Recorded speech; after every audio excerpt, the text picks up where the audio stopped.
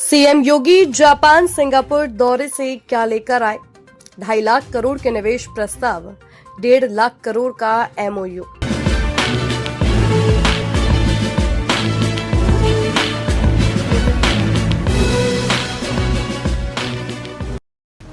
उत्तर प्रदेश के मुख्यमंत्री योगी आदित्यनाथ ने 4 दिनों की सिंगापुर और जापान की यात्रा को पूरा कर लिया है।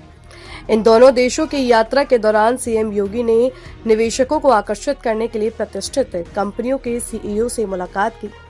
सीएम योगी ने दौरे के खत्म होने के बाद कहा कि जापान में हमने विभिन्न कंपनियों के साथ 90,000 करोड़ रुपए के एमओयू साइन किए हैं।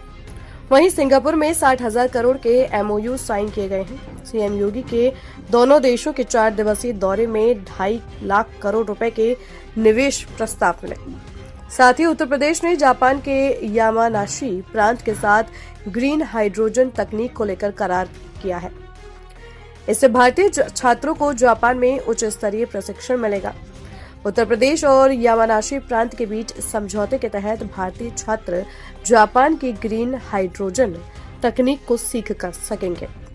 वे अपनी इस ज्ञान का उपयोग टेक्निकल इंडस्ट्री, पब्लिक ट्रांसपोर्ट और ऊर्जा क्षेत्र में लागू कर पाएंगे।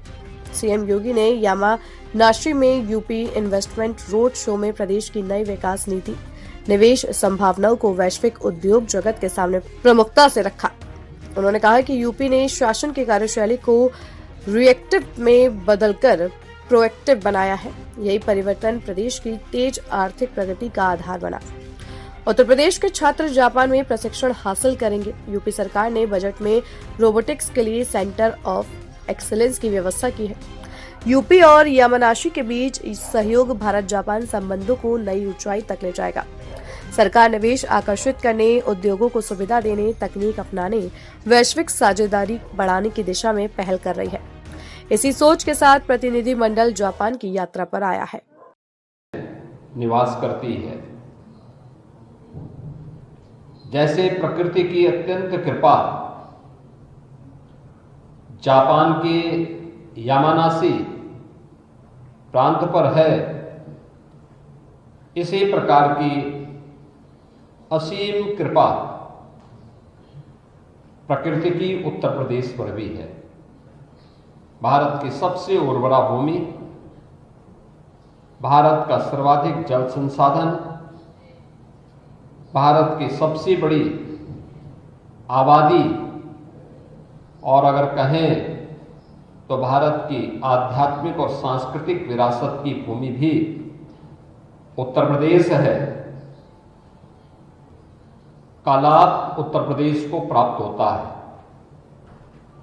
आज भारत के यशस्वी प्रधानमंत्री श्री नरेंद्र मोदी जी के मार्गदर्शन में उत्तर प्रदेश विकास की एक नई ऊंचाइयों को प्राप्त कर रहा है।